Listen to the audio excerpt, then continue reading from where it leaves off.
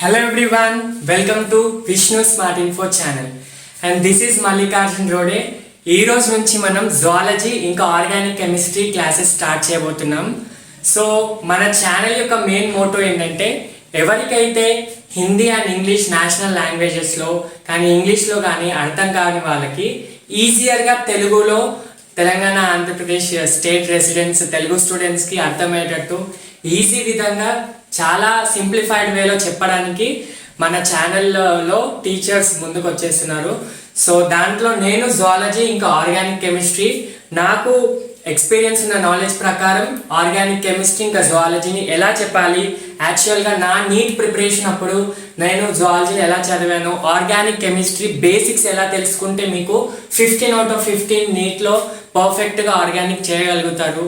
బయాలజీలో 360/360 తెచ్చుకోవాలంటే ఆ చిన్న ఎడ్జ్ తెచ్చుకోవాలంటే ఎలా టిప్స్ ఫాలో అవ్వాలి, అవన్నీ కూడా మనం ఈ ఛానల్లో లెక్చర్స్తో పాటు డిస్కస్ చేద్దాం. సో ఈ ఛానల్లో ఏంటి అంటే NCERTs right from very first topic నుంచి లాస్ట్ టాపిక్ వరకు ఒక్క వర్డ్ వదలకుండా మొత్తం టాపిక్ కవర్ చేయడం బాధ్యత నాది. అండ్ ఇంకోటి ఏంటంటే లెక్చర్స్తో పాటు మీకు మన టెలిగ్రామ్ లింక్ కింద డిస్క్రిప్షన్లో ఉంటుంది. ఆ టెలిగ్రామ్లో మీకు డిపిపిస్ ఎంసీక్యూస్ కూడా వస్తాయి. So it will be a most beneficial thing for you. So late చేయకుండా ఈరోజు అయితే జువాలజీ క్లాస్ తీసుకోబోతున్నాను కాబట్టి మన టాపిక్లోకి ఎంటర్ అయిపోతాం. సో జువాలజీ టాపిక్స్ అన్నిటిని నేను మీకు టెలిగ్రామ్లో ఇచ్చాను. టాపిక్స్లో ఫస్ట్ టాపిక్ వచ్చేసి సీక్వెన్స్ వైజ్గా యానిమల్ కింగ్డమ్. ఓకే, జువాలజీ అంటేనే study of animals and study of feature of animals కాబట్టి యానిమల్స్ యొక్క ఫీచర్స్ ఎలా ఉంటాయి, వాటి హ్యాబిట్ ఏంటి, బిహేవియర్ ఏంటి, యానిమల్స్ యొక్క ఇంటర్నల్ ఆర్గనైజేషన్ ఎక్స్టర్నల్ ఆర్గనైజేషన్ అన్నీ కూడా మనం జువాలజీలో చదువుతాం. సో జువాలజీలో ఫస్ట్ టాపిక్ వచ్చేసి యానిమల్ కింగ్డమ్ అనమాట. సో ఈ యానిమల్ కింగ్డమ్లో డైరెక్ట్ యానిమల్ కింగ్డమ్కి వెళ్ళగానే ముందు మనం ఒక హిస్టరీ తెలుసుకోవాలి. దాని గురించి హిస్టరీ ఏం లేదు, మీరు బయాలజికల్ క్లాసిఫికేషన్ టాపిక్లో చదువుకొనే ఉంటారు. ఏంటంటే ఆర్హెచ్ విటేకర్ క్లాసిఫికేషన్ గురించి. RH Whittaker classification. ఈ ఆర్హెచ్ విటేకర్ అనే పర్సన్ అనే సైంటిస్ట్ ఏం చేశారంటే మొత్తం మన వరల్డ్లో ఉన్న లివింగ్ ఆర్గానిజమ్స్ లివింగ్ స్పీషీస్ అన్ని, ఇప్పుడు మన వరల్డ్లో ఎన్ని లివింగ్ స్పీషీస్ ఉన్నాయి అంటే 1.7 to 1.8 మిలియన్ లివింగ్ స్పీషీస్ ఉన్నాయి ఆల్మోస్ట్, రైట్? యావరేజ్గా 1.5 కూడా అనొచ్చు. స్పీషీస్ అంటే డిఫరెంట్ ఇండివిజువల్ వెరైటీస్ అనమాట. సో ఇన్ని స్పీషీస్ అన్నిటిని గుర్తుపెట్టుకోవడం కష్టం, వాటిని ఐడెంటిఫై చేయడం కష్టం, దాంతోపాటు వాటి గురించి స్టడీ చేయడం కూడా కష్టం. సో అలా ఈ కష్టాన్ని ఈజీగా చేయడానికి ఒక్కొక్క సైంటిస్ట్ ఒక్కొక్క విధంగా ఆర్గానిజమ్స్ని క్లాసిఫై చేశారు. సో అన్ని క్లాసిఫికేషన్స్ కంటే ఆర్హెచ్ విటేకర్ అనేది most valuable classification, most valid classification, most accepted classification. ఎందుకంటే ఈయన క్లాసిఫై చేసిన పద్ధతి అనేది ప్రతి ఒక్క ఆర్గానిజంని కవర్ చేసింది, ప్రతి ఒక్క ఫీచర్ని కూడా కవర్ చేసింది. సో వీటి క్లాసిఫికేషన్ గురించి బయాలజికల్ క్లాసిఫికేషన్లో చదువుతారు, మనం ఇక్కడ ఏం డిస్కస్ చేయట్లేదు. సో ఈయన ప్రకారం ఏంటంటే మొత్తం లివింగ్ వరల్డ్లో ఉన్న ఈ స్పీషీస్ అన్నిటిని లివింగ్ స్పీషీస్ అన్నిటిని 5 కింగ్డమ్స్ లాగా క్లాసిఫై చేశాడు. కింగ్డమ్ అంటే ఏంటి? మళ్ళీ కింగ్డమ్ గురించి ఒక చిన్న హిస్టరీ. కింగ్డమ్ అంటే ఏం లేదు, ఒక ఆర్గానిజం గురించి చదివేటప్పుడు దాన్ని ఒక్కొక్క లెవెల్లో చదువుతాం అనమాట. ఒక లెవెల్లో చదివేటప్పుడు దాని ఒక ఫీచర్ ఉంటుంది, ఇంకో లెవెల్లో చదివినప్పుడు ఇంకో ఫీచర్ ఉంటుంది. అలా మనకు 7 లెవెల్స్ ఉంటాయి. ఆ లెవెల్స్ ఏంటి? Kingdom, phylum, class, order, family, genus, species. KPC of GS అని గుర్తుపెట్టుకోండి. ట్రిక్ కేపీసీ ఆఫ్ జిఎస్ అని గుర్తుపెట్టుకుంటే మీకు kingdom, phylum, class, order, family, genus, species గుర్తుంటుంది. సో కింగ్డమ్ నుంచి స్పీషీస్కి వెళ్ళేసరికల్లా నంబర్ ఆఫ్ సిమిలారిటీస్ పెరుగుతాయి, స్పీషీస్ నుంచి కింగ్డమ్కి వచ్చేసరికి నంబర్ ఆఫ్ స్పీషీస్ తగ్గుతాయి, సిమిలారిటీస్ తగ్గుతాయి.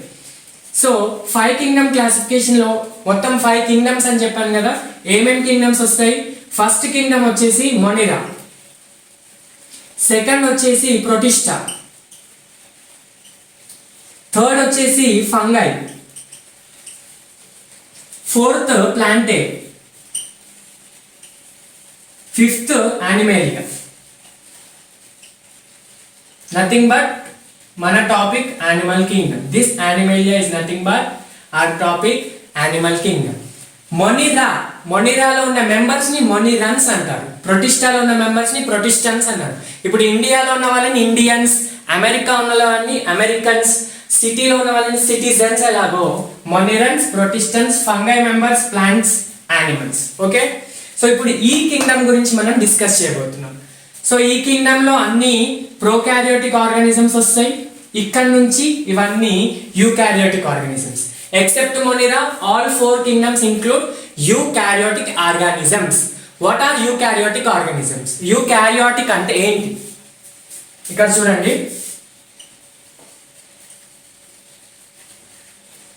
eukaryotic. U అంటే ట్రూ, క్యారియాన్ అంటే న్యూక్లియస్. దీని మీనింగ్ ఏంటంటే, దీని మీనింగ్ చూడండి, ఇక్కడ నేను రాస్తున్నాను. ఇది ఒక సెల్ అనుకోండి. our body is made up of millions billions of cells అని చెప్పొచ్చు. సో ఇది ఒక సెల్ అనుకోండి. ఇది ఏ సెల్ అయినా యూకారియోటిక్ సెల్ అనుకోండి. Protista, Fungi, Plantae, Animalia type eukaryotic కాబట్టి యూకారియోటిక్ సెల్ అనుకోండి. ఈ సెల్లో సెంటర్ పార్ట్ లో ఉండేది న్యూక్లియస్. న్యూక్లియస్ లో జెనెటిక్ మెటీరియల్ ఉంటుంది. ఇది మన అందరికీ తెలిసింది. DNA, RNA. DNA as the chief genetic material ఉంటుంది. If this nucleus is surrounded by a nuclear membrane, nucleus చుట్టూ న్యూక్లియర్ మెంబ్రేన్ ఉండి మధ్య లోపల హిస్టోన్ ప్రోటీన్స్ ఉంటే, లోపల హిస్టోన్ ప్రోటీన్స్ అంటే DNA negative charge, proteins positive charge. So అలా histone proteins ఉండి న్యూక్లియస్ చుట్టూ న్యూక్లియర్ మెంబ్రేన్ ఉంటే అలాంటి న్యూక్లియస్ ని యూకారియోటిక్ న్యూక్లియస్ అంటారు, యూకారియోటిక్ సెల్ అంటారు. ఓకేనా? Simply, nucleus should be surrounded by a perfect nuclear membrane and also లోపల హిస్టోన్ ప్రోటీన్స్ ఉండాలి. హిస్టోన్ ప్రోటీన్స్ గురించి డీటెయిల్స్ వద్దు. హిస్టోన్ ప్రోటీన్స్ ని కన్సిడర్ చేస్తే ప్రోకారియోన్, మీసోకారియోన్, యూకారియోన్ వస్తుంది. సో ఇది పక్కన పెట్టండి. న్యూక్లియర్ మెంబ్రేన్ ఉండి న్యూక్లియస్ చుట్టూ న్యూక్లియర్ మెంబ్రేన్ ఉంటే దాన్ని యూకారియోటిక్ సెల్ అంటారు. సో ఇప్పుడు యానిమల్స్ ఎలాంటి టైపు, ప్రోకారియోటికా, యూకారియోటికా? యానిమల్స్ అన్ని కూడా యూకారియోటిక్ ఆర్గానిజమ్స్. ఇప్పుడు ఏదైనా యానిమల్ లో అదొక పొరిఫెరా కావచ్చు, నెమటోడా కావచ్చు, ఫ్లాట్ఫామ్ కావచ్చు, ఒక డాగ్ కావచ్చు, క్యాట్ కావచ్చు, ఒక ఫిష్ కావచ్చు, వేటి సెల్ అయినా కట్ చేసి మైక్రోస్కోప్ చూస్తే దాని న్యూక్లియస్ చుట్టూ న్యూక్లియర్ మెంబ్రేన్ ఉంటుంది. Okay, since it's eukaryotic type. ఇంకా యానిమల్స్ వచ్చేసి multi cellular organisms. Animal body single cell తో ఆగిపోదు. ఈ కింగ్డమ్ లో సింగిల్ సెల్ వస్తుంది, ఈ కింగ్డమ్ లో సింగిల్ సెల్ వస్తుంది. ఈ మూడు కింగ్డమ్స్ లో మాత్రం మల్టీ సెల్స్ వస్తాయి, ఫంగై, ప్లాంట్, యానిమలియా. సో యానిమల్స్ అన్ని మల్టీ సెల్యులార్ యూకారియోటిక్ ఆర్గానిజమ్స్. ఓకేనా? ఇది యానిమల్ కింగ్డమ్ ఇంట్రడక్షన్. హిస్టరీ అంటే యానిమల్ కింగ్డమ్ లో డైరెక్ట్ జంప్ కాకన్నా ముందు వీటి గురించి తెలుసుకోవాలి. ఓకేనా? సో రైట్, ఇప్పుడు నెక్స్ట్ టాపిక్ ఏంటంటే, సో మనము యానిమల్ కింగ్డమ్ యొక్క హిస్టరీ గురించి తెలుసుకున్నాం. వాటి క్లాసిఫికేషన్ ఎలా వచ్చింది, యానిమల్స్ లో ఏవేవి ఉంటాయి, యూకారియోటిక్, మల్టీ సెల్యులార్ ఉంటాయి. క్లియర్? సో ఇప్పుడు కింగ్డమ్ అన్నాం కదా, కింగ్డమ్ తర్వాత కింగ్డమ్ లో కింగ్డమ్ ని డివైడ్ చేస్తే మనకి ఫైలమ్స్ వస్తాయి. ఫైలమ్ ని డివైడ్ చేస్తే క్లాసెస్ వస్తాయి. క్లాస్ ని డివైడ్ చేస్తే ఆర్డర్, ఫ్యామిలీ, జీనస్, స్పీషీస్ అలా వస్తాయి. అంటే group of species genus, group of genus family, group of family order, class, phylum, kingdom. So ఇప్పుడు కింగ్డమ్ ని డివైడ్ చేస్తే మనకు వచ్చేది ఏంటి, ఫైలం. అంటే కింగ్డమ్ లోని మెంబర్స్ ఫైలం అన్నమాట. సో ఈ ఫైలం జువాలజీలో చాలా చాలా ఇంపార్టెంట్. యానిమల్ కింగ్డమ్ కింద 11 ఫైలమ్స్ వస్తాయి. Phylum singular, phyla plural. So 11 phyla వస్తాయి. ఈ 11 ఫైలా ఏంటి, Porifera, Cnidaria, Ctenophora, Platyhelminthes, Aschelminthes or Nematoda. Aschelminthis are also known as Nematoda. Annelida, Arthropoda, Mollusca, Echinodermata, Hemichordata, last finally Chordata. So పొరిఫెరాలోని members ని Poriferans అంటారు. ఇంతకు ముందు చెప్పినట్టు molluscan, మొనిరన్స్, ప్రొటిస్టన్స్ ఎలాగో పొరిఫెరన్స్, నిడేరియన్స్, టీనోఫోరన్స్, నెమటోడన్స్, ప్లాటిహెల్మింథిస్ లో flat worms, members of Platyhelminthes, Annelidan, Arthropodan, Molluscan, Echinodermata, members, hemichordata members, chordata members or chordates, molluscans, echinodermates, chordates, chordata, hemichordates. ఇక్కడ platyhelminthes members. So ఇలా 11 ఫైలాని క్లాసిఫై చేశారు. సో ఈ 11 ఫైలాలో ఫస్ట్ 1 2 3 4 5 6 7 8 9 10 11. సో ఈ first 9 మెంబర్స్ని right from Porifera నుంచి ఎకానోడర్మేటా అని ఈ మెంబర్స్ని అందరినీ ఒక గ్రూప్ పేరుతో పిలుస్తారు. ఆ గ్రూప్నే నాన్ కార్డేట్స్ అంటారు. Non chordates are invertebrates. Non chordates are invertebrates. ఈ పేరు ఎందుకు వస్తుంది అనేది మనం తర్వాత ఒక 2 to 3 మినిట్స్ తర్వాత డెఫినేషన్ లో తెలుసుకుందాం. ఇప్పటికైతే గుర్తుపెట్టుకోండి, పొరిఫెరా, నిడేరియా, టినోఫోరా, ప్లాటిహెల్మింథస్, ఎస్కెల్మింథస్, ఎలిడా, ఆర్థ్రోపోడా, మొలస్కా, ఎకానోడర్మేటా ఇవన్నీ 9 ఫైలా కూడా నాన్ కార్డేట్స్ కిందకి ఆర్ ఇన్వర్టిబ్రేట్స్ కిందకి వస్తాయి. ఓకేనా? ఈ కార్డేట్స్ అనేటివి సపరేట్, ఇవి నాన్ కార్డేట్స్, ఇవి కార్డేట్స్. మళ్ళీ మధ్యలో వచ్చేది ఏంటి? Hemi Chordata. హెమీ అంటేనే semi, half. Hemi means half. So half chordates characters, half non chordates characters ఉంటాయి కాబట్టి వీటిని హెమీ కార్డేట్ మెంబర్స్ అంటారు. అర్థమవుతుందా? సరే, కార్డేట్స్ లో ఉండే క్యారెక్టర్స్ ఏంటి, నాన్ కార్డేట్స్ లో ఉండే క్యారెక్టర్స్ ఏంటి మనం ఒక 5 మినిట్స్ తర్వాత తెలుసుకుందాం. హెమీ అంటే హాఫ్ ఈ క్యారెక్టర్స్, హాఫ్ ఈ క్యారెక్టర్స్ ఉంటాయి కాబట్టి వాటిని హెమీ కార్డేటా అంటారు. ఓకేనా?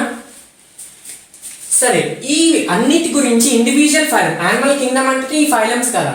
సో ఈ ఫైలా గురించి ఒక్కొక్క వాటి గురించి చదివే కన్నా ముందు ఈ అన్నిటికీ కామన్ క్యారెక్టర్స్ ఉంటాయి కదా. ఇప్పుడు ఫర్ ఎగ్జాంపుల్ హ్యూమన్ బీయింగ్స్ అనగానే మనకి గుర్తుకొచ్చే క్యారెక్టర్స్ ఏంటి? They have high cranial capacity, అంటే వాటికి బ్రెయిన్ కెపాసిటీ ఎక్కువ ఉంటుంది. They are able to respond to external stimuli. They have social emotional behaviour. They are very intelligent. Animals అన్నిట్లో intelligent. Humans are able to wear clothes. They are able to do their own tasks. They are mentally stable. ఇవన్నీ words వస్తాయి కదా human beings అనగానే. So అలా ఈ ఫైలాలో ఒక్కొక్క members గురించి తెలుసుకోవాలంటే అన్నిటికి ఒక్కొక్క క్యారెక్టరిస్టిక్స్ ఉంటాయి. ఇప్పుడు నేను చెప్పిన హ్యూమన్ బీయింగ్ క్యారెక్టర్స్ అన్ని నార్మల్గా మనం డైలీ యూజ్ చేసే వర్డ్స్లో, కానీ ఈ ఫైలాలో చెప్పాలంటే కొంచెం సైంటిఫిక్ వర్డ్స్ యూజ్ చేయాలి, సైంటిఫిక్ టర్మ్స్ యూజ్ చేయాలి. సో ఆ టర్మ్స్ ఏంటి, వాటి గురించి ఏంటో తెలుసుకోండి.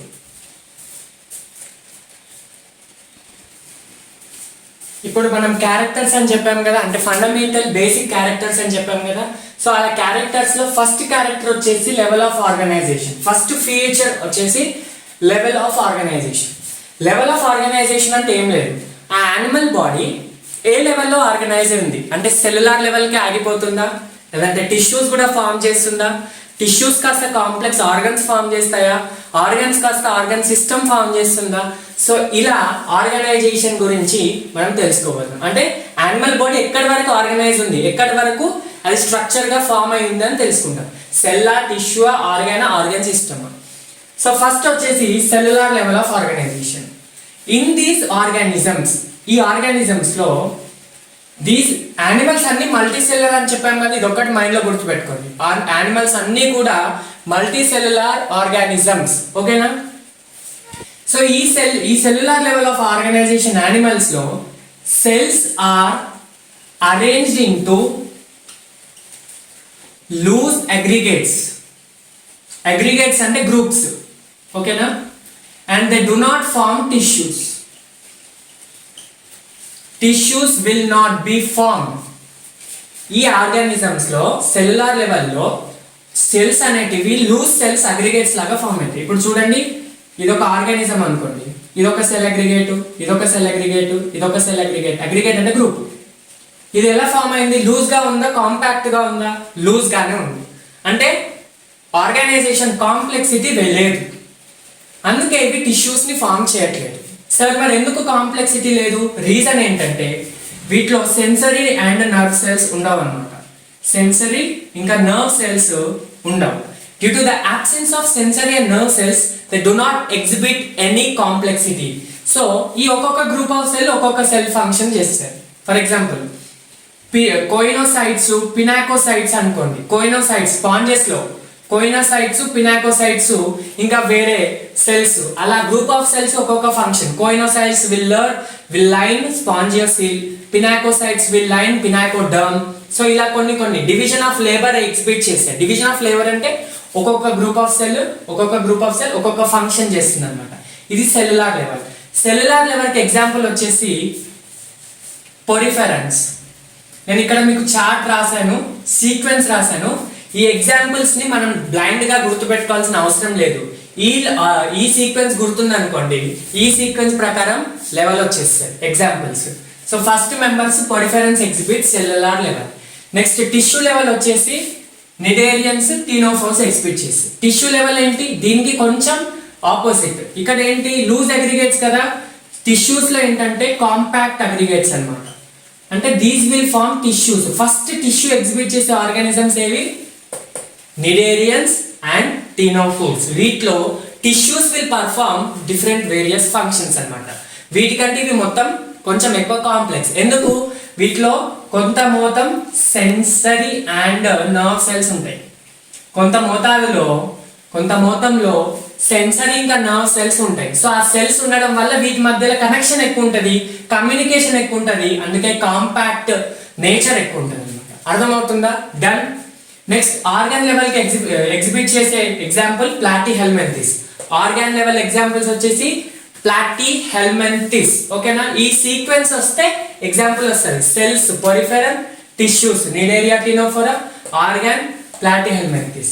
ఆర్గాన్ అంటే ఏం లేదు, గ్రూప్ ఆఫ్ టిష్యూస్. ఇక్కడ group of cells forming loose aggregates, ఇక్కడ group of cells forming tissues, ఇక్కడ group of tissues will form organ.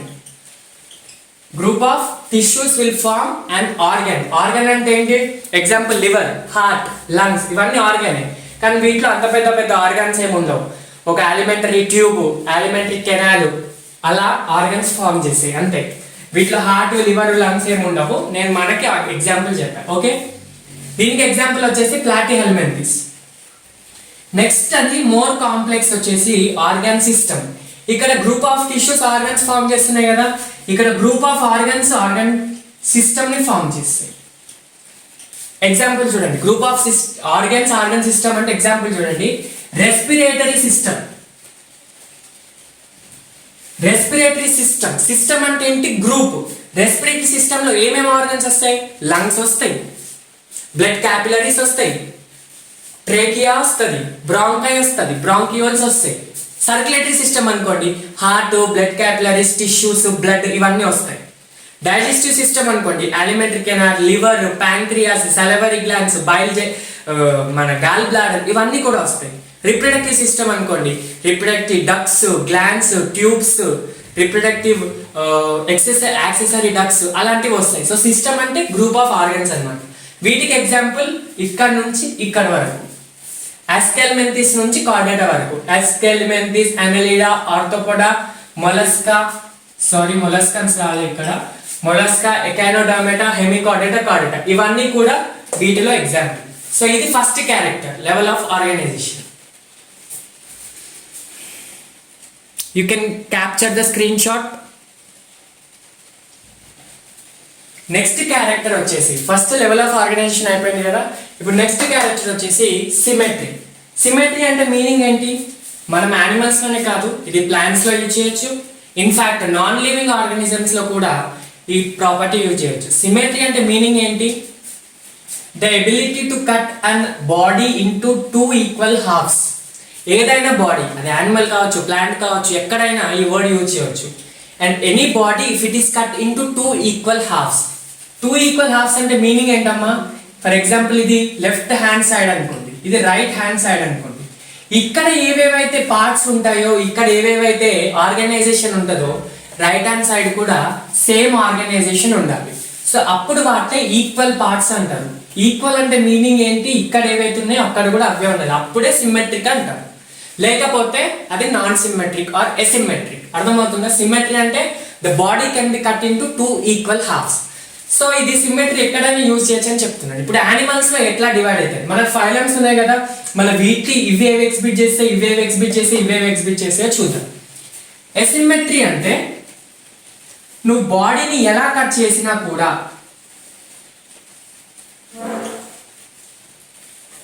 నువ్వు బాడీని ఎలా కట్ చేసినా కూడా, ఇలా కట్ చేసినా, ఇలా కట్ చేసినా, ఇలా కట్ చేసినా, ఎలా కట్ చేసినా కూడా ఏ ప్లేన్ లో కట్ చేసినా కూడా body cannot be divided into 2 equal halves. అర్థమవుతుందా?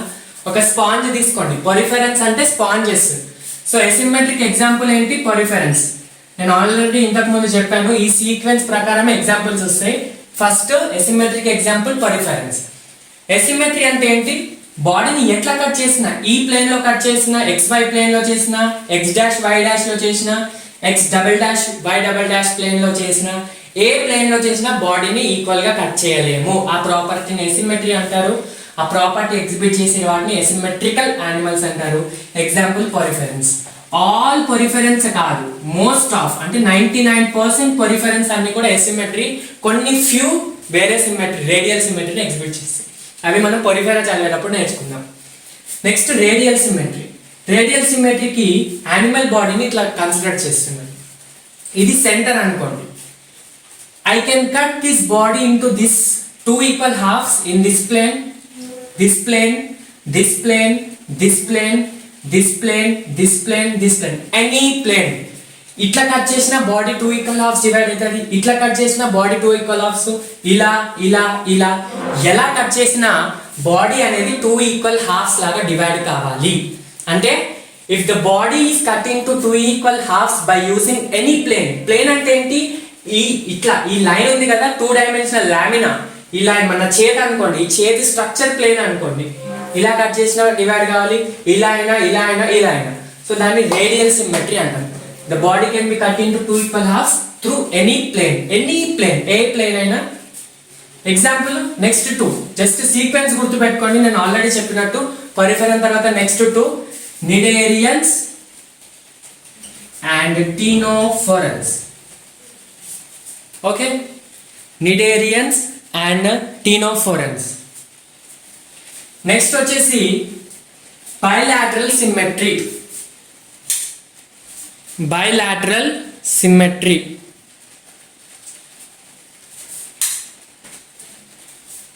బైలాటరల్ సిమెట్రీ అంటే ఏంటి? ఇది యానిమల్ బాడీ అనుకోండి. నేను ఒక ఫిష్ ని ఎగ్జాంపుల్ లాగా తీసుకుంటాను.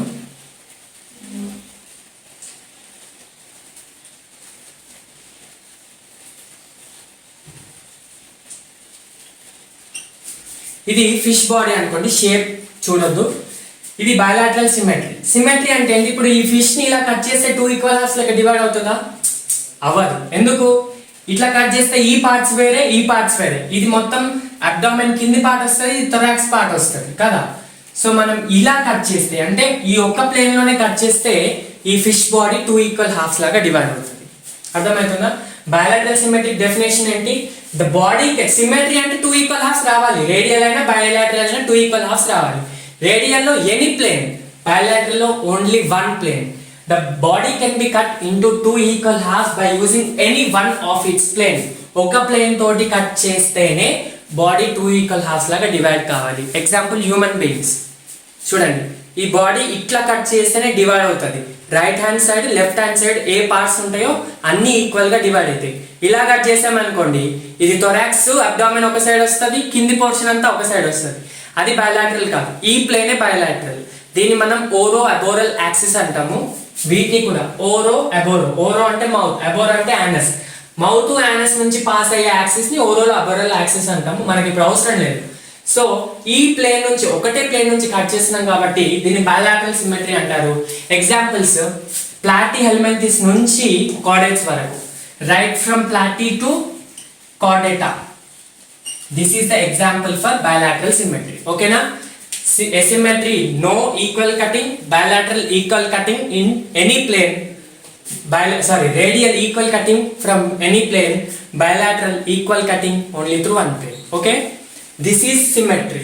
So ee roju manam introduction, level of organization, symmetry gurinchi నేర్చుకున్నాం.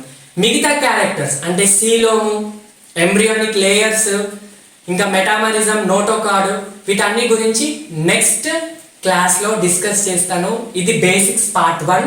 Next video basics part 2. So until then, stay tuned and please be focused on your goal and please subscribe our channel and stay tuned for next video. Be confident with your preparation. All the very best.